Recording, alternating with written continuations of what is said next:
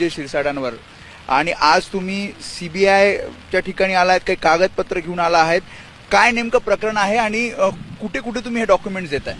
काय आहे की आरोप करणे म्हणजे असं नाही आहे की बिनबुडाचे आरोप करत आहे. मी हे सगळे डॉक्युमेंट्स दाखवलेले आहे. एकही डॉक्युमेंट असा नाही आहे जे त्याला ते चॅलेंज करू शकतं. सगळे गव्हर्नमेंट डॉक्युमेंट्स आहे की कशा की जमीन हडप केली.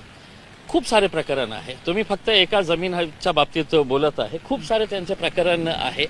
डिस्प्रपोर्शनेट एसेट्समध्ये येतं. आणि दुसरं म्हणजे एक प्रश्न मला विचारायचं आहे की इतकं सारा सगळे नियम जे आहे ते बदलून एका मंत्र्यासाठी कशा प्रकारे सवलत देण्यात आलेली आहे. कोट्यवधी रुपयांची प्रॉपर्टी त्यांच्या हातात देण्यात आलेली आहे. जे सरकारी जमीन आहे तेही देण्यात आलेली आहे. त्यात कोणता महत्वाचा मुद्दा आहे जो तुम्ही आता तुमच्याकडे जे डॉक्युमेंट्स आहेत तो मांडणार आहात?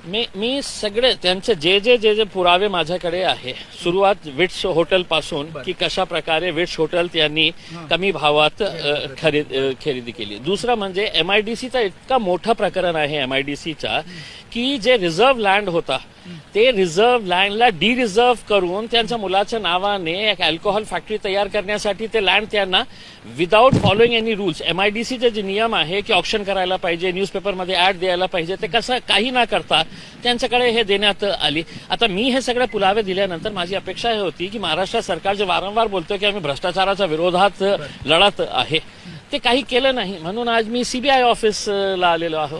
पोलीस महासंचालकांची सुद्धा भेट घेणार आहात? मी DG अँटी करप्शनला इथून DG अँटी करप्शन त्यांच्याकडेही हे देणार आहे. अपेक्षा हे आहे की कमीत कमी एक एजन्सी जे आहे ते कमीत कमी त्यांना विचारेल. असंही म्हणताय की मुख्यमंत्र्यांनी सुद्धा वेळ द्यावा? मी अनेकदा त्यांना 2 रिमाइंडर्स केले होते. मुख्यमंत्री आणि गव्हर्नर दोघांनाही हे रिमाइंडर्स दिले होते आणि त्यांना रिक्वेस्ट केली होती की आपल्याला या भ्रष्टाचाराच्या बाबतीत आपण आपली सरकार गांभीर्य असेल तर मी आपल्याला फक्त 2 मिनिटांसाठी तुम्हाला हे सगळे पुरावे तुमच्या हातात देतो.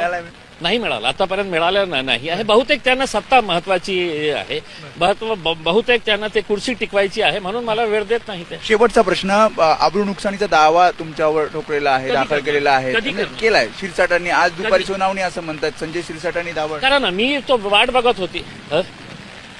बघत होती कारण मी कोर्टाला जाणार होते. आता माझ्यासाठी खूप सोपं झालेलं आहे की कोर्टानं ते गेलेले आहे.